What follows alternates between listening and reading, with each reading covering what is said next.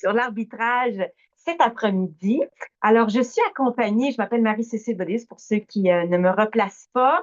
Vous savez que je suis avocate, mais je suis également arbitre et je suis accompagnée aujourd'hui de Maître Stéphania Canetta, avocate de Canetta Avocat, mais aussi arbitre et présidente du CMAC, du Centre de médiation et d'arbitrage en copropriété du Québec.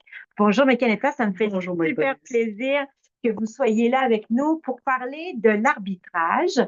On entend souvent parler de l'arbitrage, c'est quelque chose qui est à la mode, mais on entend toujours parler de l'arbitrage un peu de la même façon, hein. On parle des clauses compromissoires, vous êtes obligé d'y aller, etc., etc. J'aurais voulu cet après-midi qu'on soit un petit peu plus pratique pour les gens qui sont là avec nous. Ça veut dire quoi, en fait, quand on envoie un dossier à l'arbitrage? Qu'est-ce qu'on doit prévoir? Quels sont les types d'arbitrage? Qu'est-ce qu'on doit prévoir? Comment est-ce qu'on amène notre dossier? Comment est-ce qu'on le prépare? Comment est-ce qu'on présente à l'arbitre pour obtenir ultimement une sentence? Alors, c'est un peu les sujets qu'on va vouloir aborder avec vous cet après-midi. Et sans plus tarder, ben, je vais vous laisser la parole, M. Canetta, puis je vais vous poser la première question. Pourquoi l'arbitrage? Pourquoi l'arbitrage? Effectivement, je pense que c'est la question qu'il faut se poser. Parce qu'on va obtenir une décision rapidement, on veut trancher un différend rapidement, on veut une solution à une impasse que l'on vit, que ce soit au sein de la copropriété ou au sein du conseil, ou encore, ce que l'on voit souvent, c'est qu'on va obtenir une ordonnance. Par exemple, une ordonnance de sauvegarde parce qu'il y a des décisions urgentes à prendre, un accès, par exemple, dans une unité parce qu'il y a eu un sinistre et le copropriétaire ou le locataire nous refuse l'accès. Donc, c'est pour ça qu'on s'en va en arbitrage. Évidemment, ben, Maître Bodius l'a dit, le législateur met de plus en plus d'emphase sur la médiation, l'arbitrage. Donc, souvent, vos déclarations de copropriété vont prévoir qu'il faut aller en arbitrage. Et c'est ça que l'on recherche. Donc, on se présente devant l'arbitre. Comme Ed Bodius l'a dit, ben, on ne parlera pas vraiment de la procédure, etc. Mais comment ça débute un arbitrage? Ça débute par un avis. Ça s'appelle un avis d'arbitrage, aussi simple que ça. Au centre de médiation, si vous faites affaire avec le centre de médiation en ligne, vous avez l'avis d'arbitrage qui est le formulaire C1100, si ma mémoire est exacte, et donc qui est très facile à remplir. Ce formulaire-là, essentiellement, identifie les parties et identifie les points sur lesquels il y a une impasse, le ou les points et la demande. Alors, on expose le but de l'arbitrage et qui sont les parties concernées.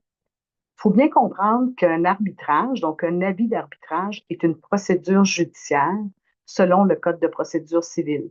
Donc, quand on parle de procédure judiciaire, ça interrompt la prescription, comme lorsqu'on dépose une procédure judiciaire à la Cour du Québec, Cour supérieure.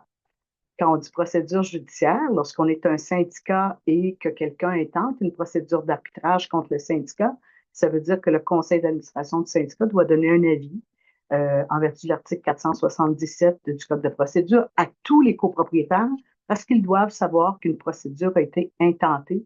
Ça peut avoir des répercussions sur les finances et sur ceux qui renouvellent leur hypothèque, par exemple. Je pense que c'est important d'insister sur le fait qu'il faut y donner suite. Oui, Alors, on a eu des histoires, là, certains syndicats se sont réveillés, là, des fois, avec des mauvaises nouvelles parce qu'on reçoit un avis d'arbitrage, c'est pas trop ce que c'est. Ça n'a pas la forme d'une procédure judiciaire, hein. Souvent, les points qui sont en jeu, en litige, sont écrits en une espèce de point de forme, là, pour utiliser un bon mot français. Donc, ça n'a pas tout à fait l'allure d'une procédure judiciaire et certains syndicats n'y donnent pas suite. On ne sait pas trop ce que c'est, on le classe dans le fin fond des registres de la copropriété et on peut se ramasser avec une sentence par défaut. Donc, c'est pas une option quand on reçoit un avis d'arbitrage, il faut y donner suite. effectivement, très bon point. Alors, dès que vous voyez le mot arbitrage, avis, demande d'arbitrage, il faut y donner suite. On ne met pas ça dans la même filière que les mises en demeure, par exemple, ou les lettres formelles. Là, certains syndicats ont comme habitude de mettre ça de côté. Non, il faut y donner suite parce qu'on risque de se retrouver avec une sentence arbitrale par défaut. Je voulais vous parler de mon côté des types de demandes d'arbitrage que l'on peut avoir, des types d'arbitrage que l'on peut retrouver, dont on peut se prévaloir. Donc, évidemment, il y a la demande d'arbitrage à l'initiative d'une des parties. Ça peut être à l'initiative du syndicat, comme ça peut être à l'initiative d'un copropriétaire ou d'un administrateur contre un autre, ou dépendamment où se situe le différend ou est l'impasse. Ça peut être fait aussi par demande conjointe des parties. Donc, les parties s'entendent qu'il y a un différend sur quelque chose. Elles veulent avoir une décision sur le sujet, que ce soit une décision en droit ou sur les faits, avoir l'opinion d'un arbitre, et donc elles vont soumettre une demande conjointe. Souvent, c'est des demandes un petit peu plus cernées, là, ciblées, si je peux m'exprimer ainsi. Donc, par exemple, on est en conseil d'administration et on ne s'entend pas sur quelque chose, on va faire trancher rapidement l'impasse. Ça peut être aussi dans les cas d'une assemblée de copropriétaires. On veut faire adopter un règlement, mais bon, une des parties visées par le règlement qu'on propose soulève certaines problématiques qui sont quand même fondées. Bon, personnellement, j'ai vécu la situation où les parties ont suspendu la proposition à l'Assemblée et sont venus chercher une décision sur la question. Donc, ça, c'est la deuxième, la demande conjointe. On a aussi les arbitrages sur vue du dossier, donc sur lecture du dossier. Ça peut être sur la lecture des procédures que les parties déposent et de leurs pièces, ou l'arbitre peut convenir avec les parties qu'elles vont déposer, par exemple, leurs prétentions par écrit sur un maximum de 3-4 pages, et l'arbitre va statuer, va rendre une décision sur les écrits qu'il a devant lui, sans nécessité là, d'être entendu en personne, etc., comme on fait à la cour. Évidemment, quand on parle de survue du dossier, décision survue du dossier, vous comprendrez que ça va beaucoup plus vite et c'est beaucoup moins dispendieux parce que l'arbitre a beaucoup moins de documents, premièrement, à prendre connaissance, mais on évite évidemment là, toutes les représentations, puis la journée d'audition, etc. Finalement, ben, il y a l'arbitrage express. On l'offre au centre de médiation et d'arbitrage. Ce que c'est l'arbitrage express, en fait, c'est qu'on vient vraiment réduire au maximum tous les moyens procéduraux, les procédures à faire, tout le processus jusqu'à l'audition. Et on y va vraiment à l'essentiel pour accélérer le dossier dans le but de quoi? Réduire les délais et réduire les coûts, évidemment, au maximum. Et puis finalement, ben, deux petits mots sur la médarbe ou la conciliation arbitrage. Il arrive dans des dossiers qui s'y prêtent, puis souvent l'arbitre va être à l'affût de ça. Il va proposer que les parties, on fait un petit peu de médiation le matin. Évidemment, vu qu'on est appelé à être arbitre par la suite, on ne peut pas faire de caucus avec les parties, on les rencontre ensemble toutes les deux et non pas séparément. Mais donc, on essaie de régler certains points par médiation ou par conciliation, et ce qui n'aura pas été réglé sera tranché par la voie d'un arbitrage. Donc, les parties pourront faire des représentations sur les points non réglés. Avant de céder la parole à Maître Bonius, après ça, je vais prendre une pause. Je vous parlais tantôt, je vous parlais des ordonnances, donc les copropriétés, les syndicats, les propriétaires qui viennent chercher des ordonnances auprès d'un arbitre dans des questions notamment d'urgence. Tenir une ordonnance, c'est obtenir une ordonnance de faire ou de ne pas faire quelque chose qui doit être prévu à la déclaration de copropriété.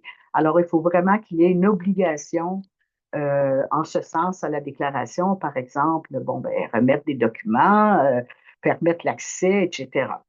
On a souvent justement des ordonnances où on nous demande l'autorisation d'avoir certains documents du registre quand les syndicats refusent pour de bonnes ou moins bonnes raisons. Autoriser l'accès à une unité, autoriser une expertise, autoriser des travaux, euh, permettre de constater certains faits dans une unité, interdire des comportements nuisibles, que ce soit dans l'espace de stationnement, les pneus clippés, etc., contravention à une obligation de la déclaration de copropriété. Ce sont toutes des mesures d'ordonnance que l'on peut demander à un arbitre et qui vont procéder rapidement parce qu'il y a un critère d'urgence. L'ordonnance, pour finaliser, elle peut être demandée seule, donc on peut se centraliser là-dessus, ou elle peut accompagner une demande d'arbitrage beaucoup plus large. Donc, j'intente une demande d'arbitrage sur différents points, par exemple des travaux dans une unité, mais j'ai besoin d'une ordonnance en rapidité pour pouvoir accéder à l'unité ou pour pouvoir nommer un expert parce qu'on ne s'entend pas sur l'expert. Donc, l'arbitre, dans un premier temps, va rendre l'ordonnance sur la nomination de l'expert et par la suite, le dossier va suivre son cours sur les travaux exécutés, sur les montants payés, etc. Je cède la parole à ma consoeur parce qu'on veut vous laisser le temps de poser vos questions. Oui. Alors, moi, je vous avais dit, je voulais le voir un petit peu plus pratique, la question de l'arbitrage. Et j'ai été, en fait, répertorier les principales causes pour lesquelles on va en arbitrage, les sujets qui sont soumis aux arbitres. Donc, je vais faire quatre gros blocs. Et pour chacun de ces blocs-là, je vais vous dire, mais comment on fait pour monter son dossier? Puisque c'est comme c'est pas un mini procès, mais c'est un peu l'objectif, monter son dossier comme il faut pour que l'arbitre puisse avoir toutes les informations nécessaires pour rendre une sentence. Alors, parce qu'en arbitrage, on n'en a pas parlé encore depuis le début, mais les avocats peuvent évidemment être présents, vous pouvez être représenté par avocat, mais il y a aussi beaucoup de dossiers où on n'a pas la présence d'avocats, de conseillers juridiques. Les parties sont seules ou une des deux parties est seule. Alors, il faut que la partie qui n'est pas représentée sache un peu comment pouvoir présenter adéquatement son dossier, avoir toute la preuve nécessaire et surtout éviter d'arriver au bout du processus en pensant qu'on peut rajouter des petits bouts par-ci, par-là, alors que c'est pas le cas. Donc, c'est un peu l'objectif de ce que je vais vous dire pour les prochaines minutes. Et ça fera certainement le lien avec la conférence qui a été donnée, le speed condo qui a été donné par le juge UP et Maître Lucas il y a déjà quelques semaines, hein, un mois, qui était de comment préparer son dossier aux petites créances. Alors, vous allez voir, quand je vais vous parler de mon premier cas de figure, qui sont les fameuses charges communes, les frais de condo impayés, je vais regrouper ce qu'on vous a dit parce que c'est la même preuve qu'il faut faire. Alors, je vais vous faire 4 cas de figure. Le premier, ben, les frais de condo. Hein. Le propriétaire qui ne paye pas ses frais de condo réguliers, cotisation spéciale, on va traiter de ça. Ensuite, tout ce qui est travaux non conformes. Vous savez, le propriétaire qui décide de faire des travaux, des rénovations chez lui, met sa cuisine ou sa salle de bain à terre sans avoir évidemment les autorisations requises. On a des demandes aussi beaucoup de syndicats d'accès pour faire des travaux. Donc, le syndicat qui veut accéder à une unité ou qui veut procéder à des travaux pour lesquels on a une objection. Et finalement, un gros, je vous dirais, un morceau des demandes touche le non-respect de la réglementation du syndicat de copropriété ou de la déclaration de copropriété. Alors, règlement tout azimut, hein, je dirais, Maître Kenetta, que ce soit de l'accès à un logement, que ce soit à l'utilisation des parties communes, à la location, aux animaux, aux décorations de Noël qui sont restées bien trop longtemps sur le balcon. On a vraiment toute une gamme là, de non-respect des réglementations. Alors, si je commence tout de suite avec les charges communes. Alors, je veux déposer une demande d'arbitrage parce que j'ai un copropriétaire qui ne paye pas ses charges. Alors, comment est-ce que je vais devoir monter mon dossier? Alors, on vous a déjà dit, la demande d'arbitrage très simple, hein, elle pourrait se résumer à non-paiement des charges depuis 13 mois, total réclamé et vous mettez le montant. Ça va, jusque-là, ça va bien. Et rapidement, dans le cadre de l'arbitrage, vous allez arriver à ce qu'on appelle conférence de gestion, où en fait, on va essayer avec l'arbitre de savoir, on va essayer de circonscrire exactement qu'est-ce qui est en litige de part et d'autre, qu'est-ce qu'on a besoin comme temps, où est-ce qu'on s'en va avec tout ça. Mais rapidement après, l'étape d'après, c'est tout de suite l'audition puis l'arbitrage. Donc, il faut que vous ayez, dans les délais qui auront été convenus, déposé tous vos documents nécessaires pour faire votre preuve des charges communes. En d'autres termes, c'est pas parce que vous nous dites je suis un syndicat puis il nous doit X montant que c'est suffisant. Alors, qu'est-ce qu'on a besoin pour ce type de dossier-là? Ben, qui dit charge commune dit nécessairement budget et nécessairement assemblée de copropriétaires où ces copropriétaires-là ont été consultés. Donc, vous allez avoir besoin de votre avis de convocation, avec tous les documents afférents, donc notamment le fameux budget. Vous allez avoir besoin ensuite du procès-verbal de cette assemblée de copropriétaires, où on a décidé, où on a consulté les copropriétaires sur ce budget. Ensuite, vous allez avoir besoin d'un document souvent absent, qui est le procès-verbal du conseil d'administration qui va suivre cette assemblée et qui va fixer le budget et donc les cotisations qui seront dues. S'en suivra de tout ça un avis de cotisation au copropriétaire, autre document qui souvent est un peu escamoté, on a oublié de l'envoyer. Finalement, vous allez avoir besoin des états de compte, états de compte à jour qui font état des sommes qui sont dues par le copropriétaire. Vous allez devoir également déposer les avis que vous lui avez envoyés à ce copropriétaire-là en disant, ben écoute, tu es en retard. Une fois, deux fois, trois fois, ou même les mises en demeure que vous auriez pu lui envoyer. Ensuite, ce copropriétaire-là, en défaut, vous allez certainement lui réclamer des intérêts. Bon, les intérêts en matière de copropriété sont inclus dans votre règlement d'immeuble. Donc, autre document que vous allez devoir déposer pour prouver que vous avez droit à réclamer ces montants-là. Il se peut aussi, dans le cadre de ce dossier-là, vous allez demander ce qu'on appelle la perte du bénéfice du terme. Alors, beaucoup de mots pour vous dire en fait la chose suivante. Un copropriétaire qui ne paie pas ses charges au moment où elles sont dues, c'est-à-dire tous les mois ou selon les modalités prévues, perd le droit de les payer par modalité et devient responsable de l'intégralité des charges de l'année.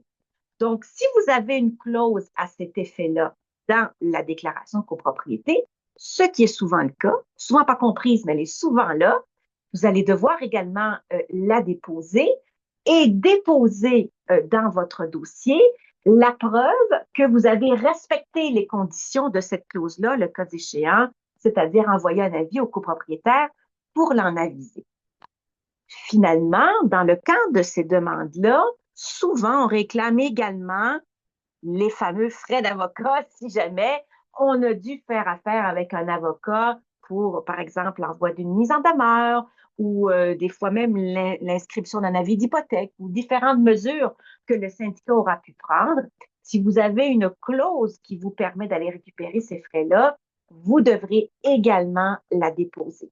Alors, ces clauses-là se retrouvent soit de base dans votre déclaration de copropriété, c'est une facile, vous déposez votre déclaration de copropriété, ou vous les avez encore adoptées par la suite dans le courant de la vie de la copropriété. Dans ce cas-là, vous devrez déposer, bien évidemment, le procès-verbal qui fait état de l'adoption de ces clauses-là. Et si ces clauses-là modifient la déclaration de copropriété, vous déposerez également l'amendement à celle-ci. Donc, vous voyez que pour une petite question de charge commune, vous vous ramassez quand même à devoir compiler une belle preuve, là. Et là, vous n'avez pas parlé des clauses pénales. Je les ai effleurées. Je les ai effleurées. Autre petit mot que je veux parler sur les charges communes, mais vous serez certainement d'accord avec moi, c'est les fameux états de compte qui sont déposés pour faire foi, en fait, des montants qui sont dus par le copropriétaire. Ils sont souvent, ces états de compte-là, incompréhensibles. Alors, souvent, vous le verrez, ils débutent par un montant existant, incompréhensible pour tout le monde. Il y a des intérêts qui sont imputés, souvent de la mauvaise façon, malheureusement. On les compute par-dessus d'autres intérêts. Ce qui arrive avec un montant qui, des fois, revêt une certaine difficulté à prouver pour le syndicat de copropriété. Donc, j'attire votre attention sur des états de compte. Faites-les de façon claire, précise, le plus simple possible pour permettre à tout le monde de bien les comprendre. Alors, vous comprendrez donc que, simple petite charge commune, vous avez plusieurs documents que vous devrez déposer pour vous permettre d'avoir un dossier complet.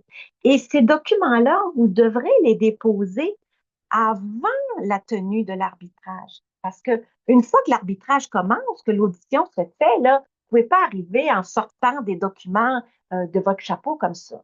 Alors souvent, lors de la vie de gestion, qui est l'étape du milieu, la conférence de gestion, la vie de gestion, peu importe comment vous allez l'appeler, c'est à ce moment-là que on va vous donner des délais pour pouvoir fournir l'intégralité de ces documents-là. Je passe maintenant à mon deuxième cas de figure. Les travaux non conformes. Ça, le copropriétaire qui fait des travaux, je suis sûre qu'on a tous dans chacun de nos immeubles en mémoire quelqu'un qui commence à faire des travaux, change ses planchers, abat un mur, porteur ou non d'ailleurs, agrandit, empiète ses parties communes, défait la salle de bain. En tout cas, il y a toutes sortes d'exemples qui existent. Et le syndicat, mais des fois, va donc venir demander à l'arbitre des ordonnances, comme vous avez parlé tout à l'heure, pour soit faire arrêter des travaux ou remettre en état ou faire des travaux correctifs. Donc, tout ce genre d'ordonnances qui sont demandées. Dans ce cas-là, euh, le syndicat, qu'est-ce qu'il va devoir déposer comme document pour soutenir ces demandes?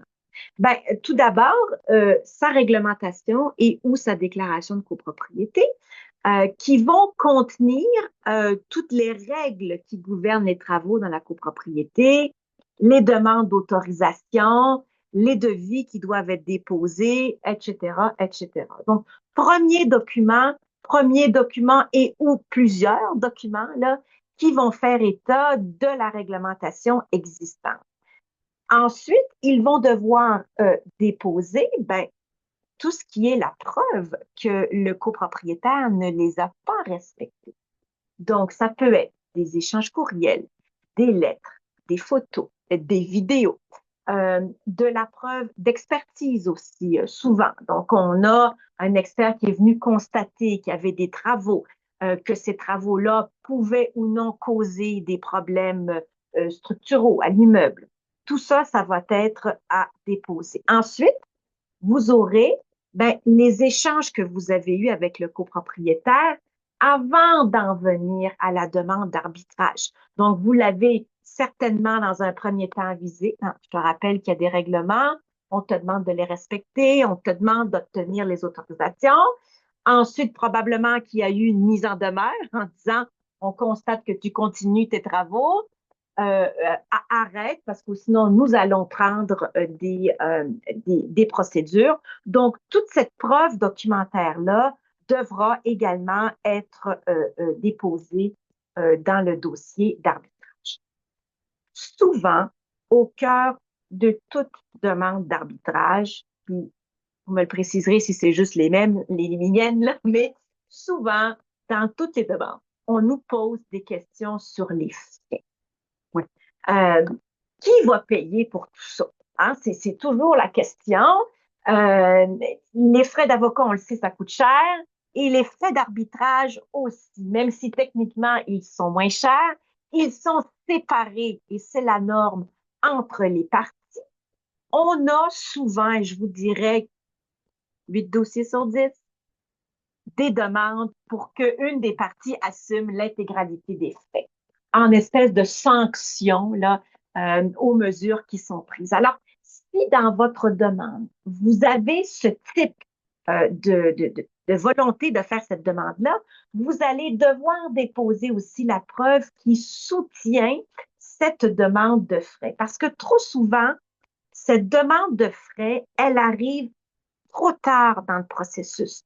Donc, on ne l'a pas fait au départ, on ne l'a pas fait lors de la conférence de gestion et on vient le faire à la fin du processus, lors de l'audition et lors de la tenue de l'arbitrage, où là, c'est trop tard, l'arbitrage est tenu et c'est trop tard pour faire cette preuve-là. Donc, rappelez-vous, si vous avez en tête de faire cette preuve-là, vous devrez faire votre preuve également en temps opportun, ou sinon, la règle de base va s'appliquer. Chaque partie va payer la moitié de la facture. C'est d'ailleurs ce qui est convenu dans les conventions d'arbitrage. C'est la norme, c'est comme ça que ça fonctionne. Si on regarde maintenant le cas de figure de l'accès pour travaux. Donc, un syndicat qui désire faire des travaux et il a toutes sortes d'empêchements, d'objections. Alors, là-dedans, on va trouver, je veux pas remettre ma clé. Hein, un classique, je ne veux pas donner ma clé, je veux pas ouvrir mon appartement, je veux pas laisser démanteler éventuellement une terrasse sur toiture. Non, on a tout ce genre de demandes. Donc, J'ai pas confiance. j'ai pas confiance. Euh, le syndicat va venir voler des biens de grande valeur que j'ai dans mon unité parce qu'on sait que tout le monde a des biens de grande valeur, etc., etc. Donc, qu'est-ce qu'on fait quand on a ce type de demande-là? Bon, bien encore là, le syndicat va devoir déposer, si c'est le syndicat, les travaux qu'il entend faire. Pourquoi il fait cette demande d'accès? Est-ce que cette demande d'accès-là est conforme à sa réglementation? Vous savez que vous avez une réglementation qui prévoit les raisons pour lesquelles vous pouvez avoir accès. Donc, est-ce que je réponds à ma réglementation? Je dépose ma réglementation. Est-ce que j'y réponds? Alors, je vais certainement déposer également mon plan de travaux. Si c'est des travaux, pourquoi je vais avoir accès? Je vais déposer les travaux, la nécessité de faire les travaux et je vais également déposer toute ma preuve où je fais état des demandes que j'ai faites, soit au propriétaire, soit encore au locataire, parce que des fois, on a encore une autre étape de plus. On a un locataire qui est dans l'unité. Donc, je vais devoir déposer toute ma preuve comme quoi j'ai fait des demandes et j'ai eu des fins de non-recevoir. Encore là, si je fais des demandes de frais, alors, encore là, je réclame mes frais d'avocat ou je désire que la partie que j'estime être en défaut assume entièrement l'intégralité des frais d'arbitrage, je vais également devoir faire cette preuve-là, soit par le biais de ma clause pénale, soit encore par le biais d'une preuve qui fera état des raisons pour lesquelles je demande que les frais ne soient pas répartis de façon équitable. Et finalement, comme je vous disais tout à l'heure, la grosse partie en fait des demandes touche souvent des non-respects de réglementations de toutes sortes ou de la déclaration de copropriété. Encore là, je devrais déposer les règlements ou la déclaration sur laquelle j'estime le copropriétaire est en défaut, la preuve qu'il est en défaut. Alors, je vais la faire comment, cette preuve-là? Est-ce que je vais la faire par des témoins? Est-ce que je vais la faire plutôt par écrit? Est-ce que je vais avoir des courriels, des photos, des vidéos? Donc, tout ça, ce sont des documents qu'il faudra déposer. Et finalement, également, ben, toutes les tentatives que j'ai faites avec mon copropriétaire pour tenter qu'il se conforme, pour lui indiquer qu'il était en défaut et constater qu'il est, encore une fois, qu'il continue d'être en défaut et qu'il ne veut pas se conformer. Encore là, dans le cadre de ces dossiers-là, on a souvent des demandes de frais et de pénalités. Hein? Fameuse clause pénale dont vous nous parliez tout à l'heure. Ça aussi, il va falloir que j'en fasse la preuve. Est-ce que ma clause pénale, elle se retrouve de base dans ma déclaration de copropriété initiale ou c'est encore un amendement que j'ai fait par la suite? Dans ce cas-là, il faudra que je le dépose également pour prouver que j'y ai droit. Et si j'y ai droit, si je veux avoir le paiement de ces frais-là, toute la preuve que je l'ai demandé au copropriétaire, qu'il a reçu des états de compte, sera également nécessaire. Finalement, dernier mot, si vous réclamez le remboursement de frais d'avocat à des causes pénales, n'oubliez pas de déposer non plus les factures que vous avez encourues et les preuves de paiement. Donc, vous comprenez que c'est des dossiers qui, des fois, nécessitent toute une preuve et nécessitent pour le syndicat ou pour le copropriétaire de vraiment là, travailler là, pour rapatrier l'intégralité de ces documents-là de façon assez rapide, puisque l'arbitrage se tient fait de façon rapide et sur un rythme soutenu. Alors, soyez prêts quand vous faites vos demandes et ayez l'intégralité de vos documents. Alors, voilà ce que j'avais à dire pour l'aspect pratique. Je vous laisse terminer avec comment ça se termine, ça, une demande en arbitrage. On s'est demandé au début pourquoi un arbitrage. On va se demander à la fin comment ça se termine un arbitrage. Évidemment, l'arbitrage se termine par une décision qui est rendue par l'arbitre, qu'on appelle une sentence arbitrale. La sentence arbitrale, elle est écrite, elle est motivée et elle met fin au litige complètement. C'est une décision qui est finale et qui est sans appel. Habituellement, les parties, la partie qui succombe ou qui perd son point, va s'exécuter volontairement. Sachez toutefois qu'en cas d'inexécution, on n'a qu'à adresser une demande d'homologation à la Cour pour faire homologuer la sentence arbitrale rendue. Elle devient à ce moment-là, comme tout autre jugement d'un tribunal, elle devient exécutoire. L'arbitre, ben, il tranche le différend, il statue, donc on met fin complètement au litige. Les délais, je vais vous parler des délais. Au centre de médiation, il est prévu que la décision est rendue dans les 60 jours où l'audition se termine. Donc, à partir du début du délibéré, on a 60 jours pour rendre la décision. Évidemment, ce n'est pas le délai que l'on respecte lorsqu'il s'agit d'une demande d'ordonnance, d'une demande urgente, parce que ce sont des décisions qui sont rendues dans les heures suivantes, là, sinon dans le jour ou 2 jours suivants. Euh, le mot de la fin, en réalité, il n'y a pas beaucoup de différence entre une décision qui est rendue par un arbitre et une décision qui est rendue par un tribunal, un jugement. C'est surtout dans le processus qui est beaucoup plus informel, beaucoup plus relax, si je peux utiliser le terme. Et c'est vraiment ça que les gens nous disent. Euh, ils n'ont pas l'anxiété, toute la nervosité peut-être qui s'y rattache d'être devant un tribunal, puis le décorum. Donc, les moyens, les deux moyens, le tribunal et l'arbitre se distinguent vraiment au niveau du processus et dans la durée. On parle de quelques heures, quelques jours pour une ordonnance, et on parle de quelques semaines, des fois quelques mois sur un dossier plus long pour avoir une décision qui tranche complètement le litige et qui met fin à tout ça.